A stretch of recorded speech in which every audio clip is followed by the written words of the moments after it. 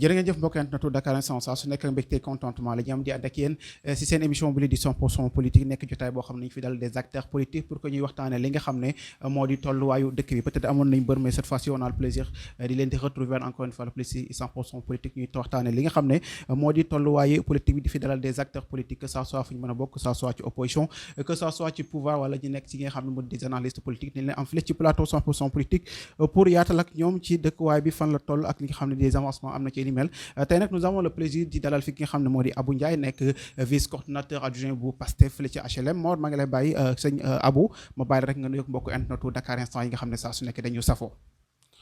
jërëjëf Khadim maa ngi lay nuyu di leen ziar di leen balwaax di leen ñaanal yàlla di sàkku si yéen ñaan di nuyu aussi sa technicien Malick bi ma fekk fii c'est un honneur quand même aujourd'hui d'être là avec parmi vous afin qu'on puisse développer, cogiter sur l'actualité de notre pays.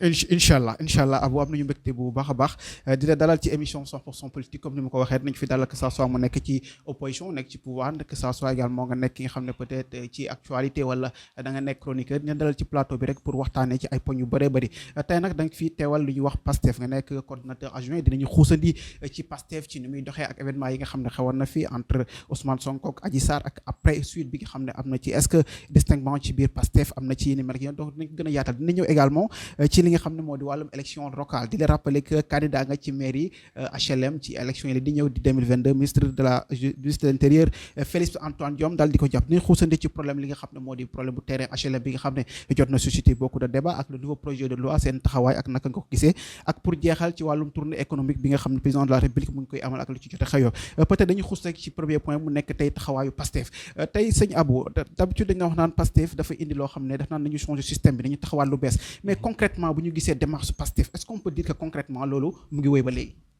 Oui mi ngi wéy merci Khadim mi ngi wéy parce que Pastef actuellement nous sommes un parti bien organisé boo koy seet mooy parti boo xam ne vraiment am na ay instances de base yi boo xoolee commune bu ci nekk y a des cellules ce sont ces cellules qui ont formé des sections mën naa wax dans toutes les régions du Sénégal ou bien dans tous les départements ou bien communauté rurale 551 yëpp on a des représentants là-bas on a des sections ou des cellules donc c'est un parti très très très organisé l'illustration c'est tout récemment boo xoolee à chaque fois ñuy monter une section il y a la cellule des cadres boo xoolee cellule cadre bi il y a la cellule ceux qui s'occupent des élections pas plus tard qu'on a monté comment dirais-je le comité électoral des HLM afin de préparer les échéances du mois de janvier 2022 donc je dis que ci wolof rek bu mën a nekk voilà dama naan il y a 3 ans ou bien ñeenti at ci ginnaaw en 2017 si on avait cet appareil mënoon nañ def un score beaucoup plus meilleur que score yi ñu def année yi passée parce que en 2017 on était des novices dans la politique xamuñ ci woon dara mënuñu woon quand même mënuñu woon am un appareil comme bi ñu am ni actuellement nii waaw la preuve en est que incha allahu rabbi en 2022 di ngeen gis ne le parti dina am ay bons yoo xam ne vraiment beaucoup plus intéressant que li fi jotoon am en 2019 lors des élections présidentielles. si seen njiit di Ousmane Sonko à chaque fois dañ koy dégg mu naan le système à chaque fois ci discours am également ñu di ko sentir muy wax système mais est-ce que concrètement tey seen li ngeen di doxalee ak li xew ci biir parti bi certainement que peut-être yéen a ngi prôné li nga xam ne moo di wàllum système. oui ñoo ngi koy prôné parce que nous sommes un parti démocratique. Parti de masse la suñu parti duñu parti de gauche parti de droite ak non c'est un parti boo xam ne comme l'illustre Pastef abnégation la jubal xam-xam taal xel yi mu tàkk. mais est-ce que Ousmane Sonko rek moom mooy dal di àddu bu waxee yeneen non topp si non du tout Ousmane Sonko il a son staff. Il y a des gens qui sont autour de lui. du moom rek mooy jël décider.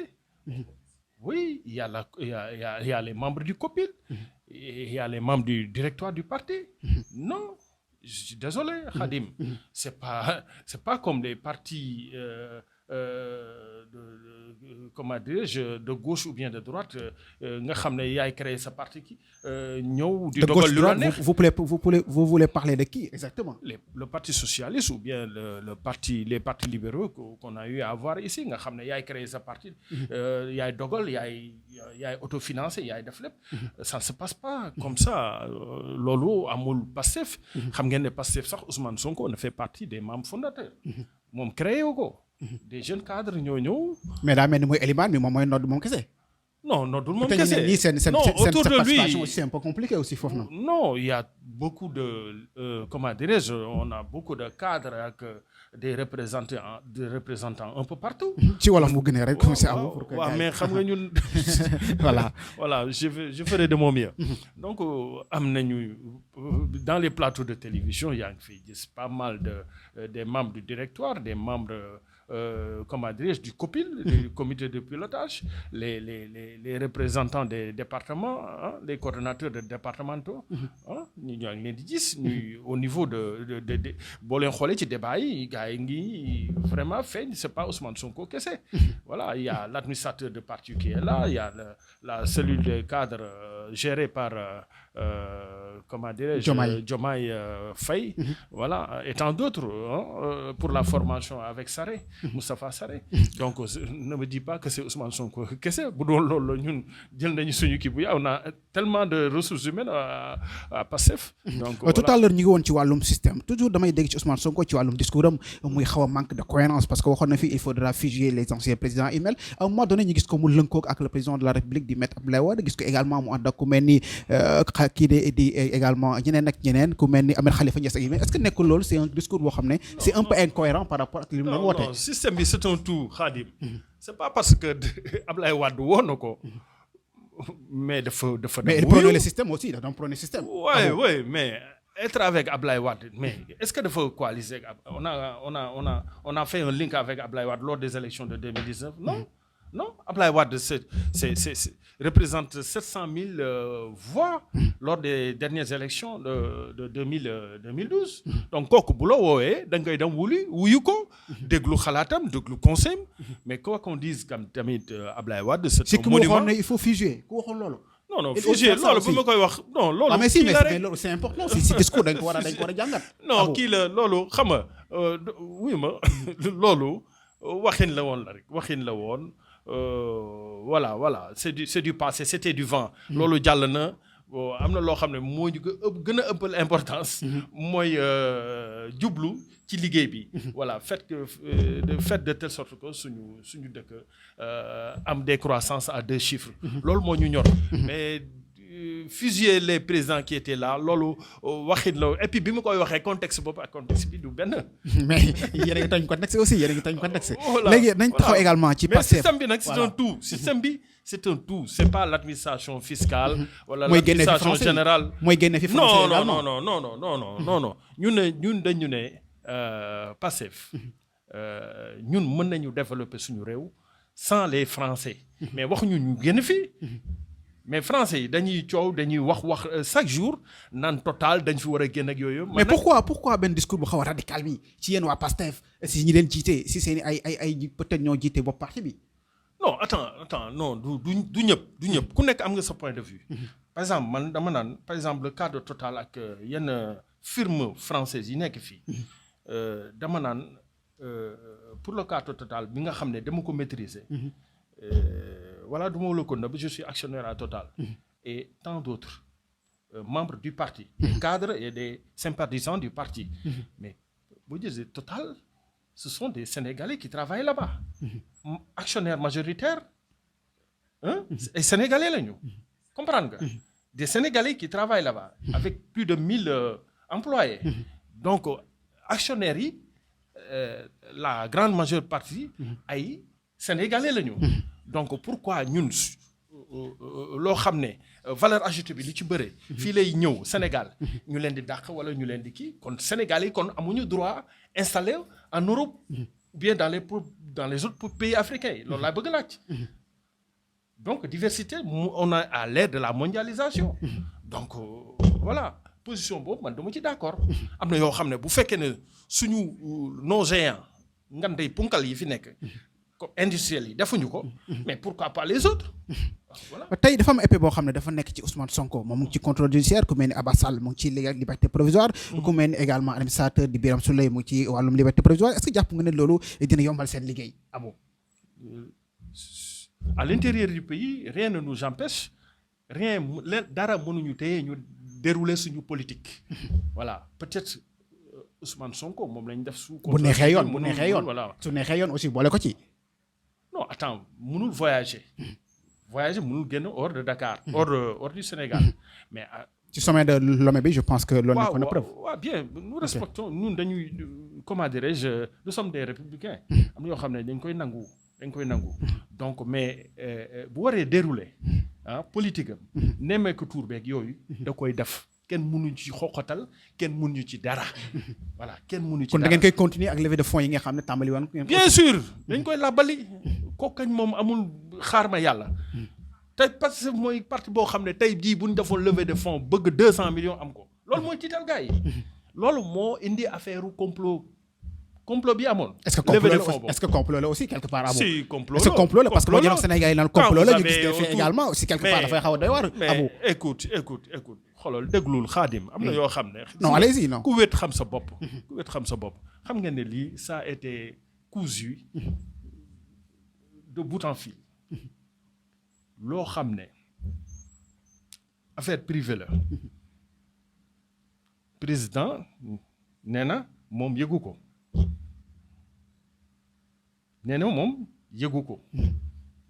C'est le ministre de la justice qui l'a informé.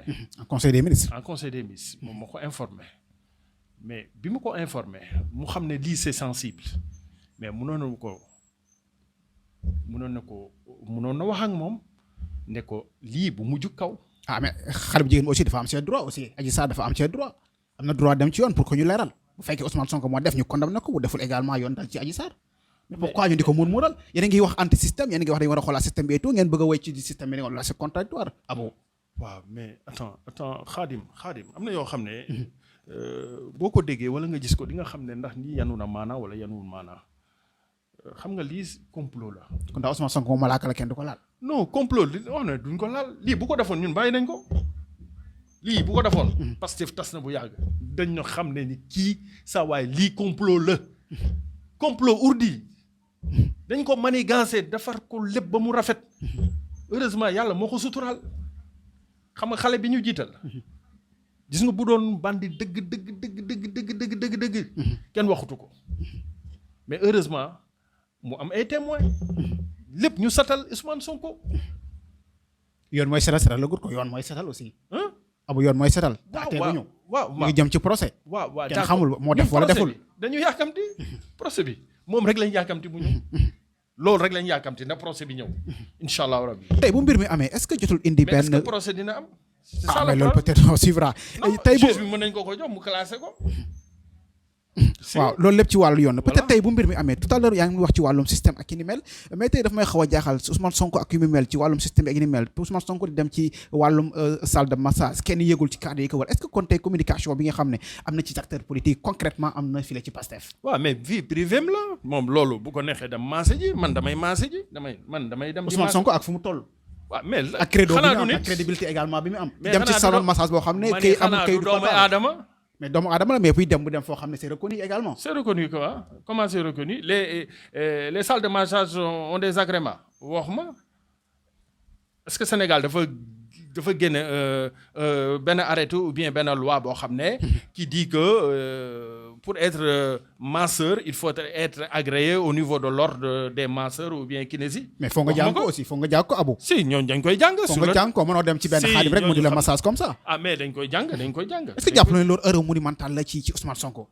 non mënul nekk erreur ci moom yàgg na fa maase wu mais problème bi mooy nee naa la affaire bi complot la xam nga xale bi dafa ñëw ne temps yii dem ci benn dans la place publique ne non maa ngi maase wu man maay maase Ousmane Sonko am benn le truc du politicien la dégg affaire bi exploité kii bi daf ko dil mooy le jeune mbay la daf ko dil comprendre nga comploté boy bi la voiture qui est venue prendre la demoiselle Adji Sarr oto Mamour Diallo la te xam nga ku nekk Mamour Diallo ak Sonko donc il y a un complot au plus haut sphère de l'État et de Diallo. dégg nañ ne mbir mi jotoon na indi benn polémique ci ñi nga xam ne moo di cadre Pastef yi bu ñu déggee situation bi ni mel est-ce que peut-être loolu da nga koy confirmer wala. non man du ma ko confirmer parce que man nekkuma ci cadre je fais pas partie des je me suis pas inscrit dans au niveau de la cellule des cadres. là da ngay wax te yàlla tax. wax dëgg te yàlla tax donc ce problème là c'est vous qui me l'apprenez man. Je suis pas au courant sincèrement. tey bi ñu gisee communication yi nga xam ne par exemple dañu bokk ci waa Pastef di porter li nga xam ne moo di combat Pastef bu ñu demee ci télé yi. benn divergence bi ak benn incohérence bi par rapport ak discours bi est-ce que loolu du la xaw a tiital quelque part boobu. waaw ban discours da nga may citer fan la am incohérence am fu quand même par exemple kii ñëw. wax ma ban responsable politique mooy ñëw wax lii keneen ñëw contredire ko wax leneen wax ma ko.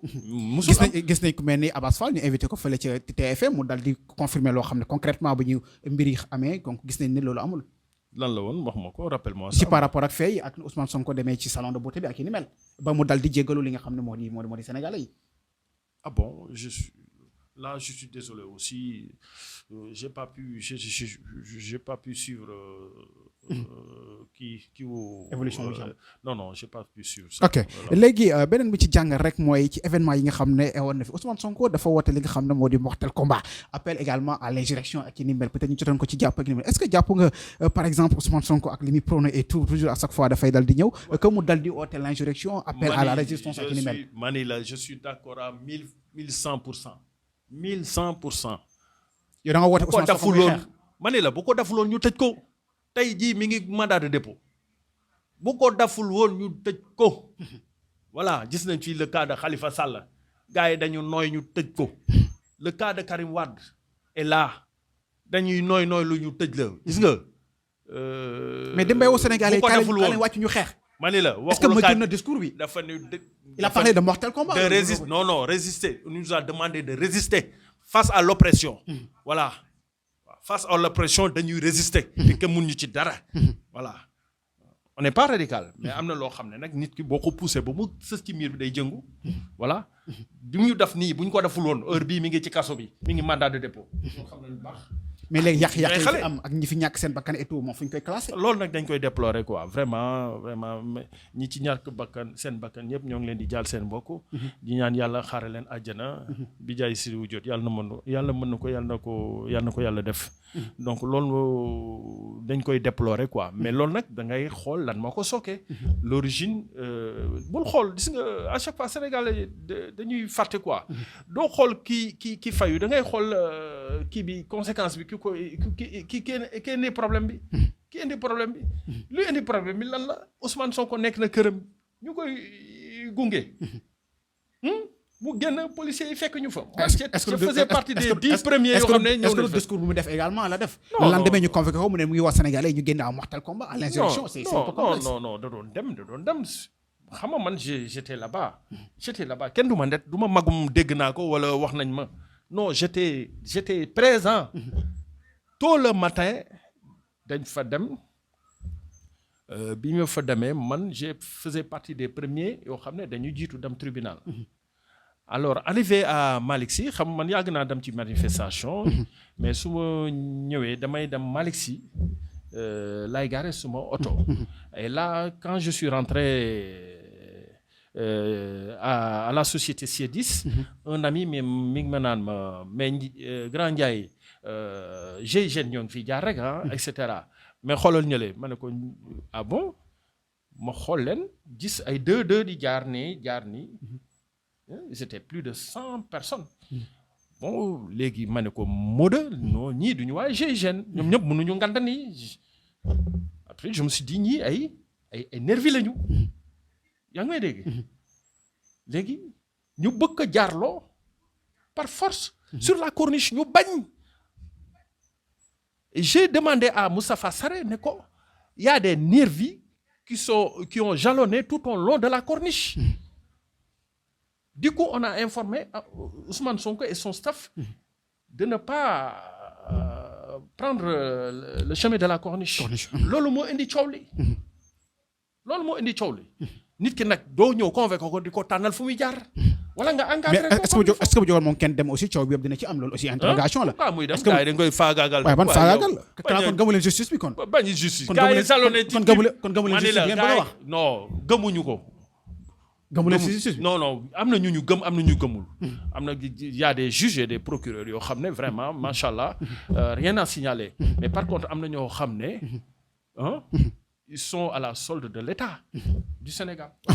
tey xam naa dinañ xuus ci li nga xam ne moo di wàllum perspective Pastef fa la ñuy tëjee li nga xam ne moo di procès Pastef ak i ni mel tey seen perspective lan la concrètement parce que élection yi ñu ngi jub si ku nekk ngeen wax candidat la mais yéen dégguñu leen ngeen dal di affirmer concrètement li nga xam ne moo di seen wàllum parti ak i ni mel. non man je peux parler au niveau des HLM et au niveau de Dakar. Au niveau de Dakar notre candidat c'est Abass Fall même bu ñu ko waxul man la concerné. ba parti bi du lay sanctionné parce que depuis moment dégguma kenn ci parti bi daal di. man dama koy ñeme man li may wax dama koy ñeme. te mu ngi ci liberté provisoire est-ce que kooku aussi dinañ ko. mani la ku ne ci liberté provisoire à quelques jours des élections. man la concerné. Khadim man sama candidat c'est Abass Fall parce que liggéey nañ fi liggéey boo xam ne. man am naa ci c'est la première fois ma dégg un membre Pastef annoncé ak yi ni mel. waaye man sama xalaat laay wax kenn def ma moom. ok allez-y. je suis libre dans mes pensées. allez-y. voilà damay wax li ma xalaat. comme nous sommes dans un parti démocratique. ku nekk am nga droit wax li nga xalaat. pourquoi le choix de Abass. Abass c'est l'homme idéal. C'est l'homme idéal au niveau de Pastef. Pourquoi pas Birame Souleye? Pourquoi pas également. Birame Souleye est à Thiès. Pour la mairie Birame Souleye c'est le coordonnateur de Thiès. Donc lui inch'Allah Rabbi. Et dégg naa ko dans une émission de la télévision. Une télévision de la place mu ne au niveau de Thiès lay postulé. voilà et on est très très très démocratique dans notre parti. Bon, être candidat ne veut pas dire que tu seras le candidat. On peut être candidat à la candidature parce qu'on a des alliés. yoo xam ne par exemple au niveau des HLM fi ma dëkk. On est en train de cogiter, en train de discuter avec des mouvements, avec des partis politiques. Mais nag fi mu nekk nii à l'heure du bilan tey jii dara avancé wul. Depuis 2 ans ñoo ngi waxtaan avec beaucoup de mouvements, beaucoup de partis, des associations, etc. Mais amugul avancement, j'avoue que amugul avancement. Et kenn bëggul def compromission ni ma gisee leader yi fa nekk ñu bëre bëgguñu def compromission et voilà s'il y a pas de compromission on va aller tout droit vers beaucoup de candidats. dinañ jàppale ko yéen seen émission 100% politique tey ñu fi dalal ku mel ni Abou Ndiaye nekk coordonnateur adjoint bu Pastef bu HLM ñu koy dalal fii la ci 100% politique pour waxtaanee ci tolluwaayu Pastef ak également ci nga xam ne moom candidat la fële ca mairie bu HLM ci élection locale du 22 janvier 2022 donc ba tax na tey nga ne yow candidat nga fële ca mairie bu HLM. lan moo waral li ni mel.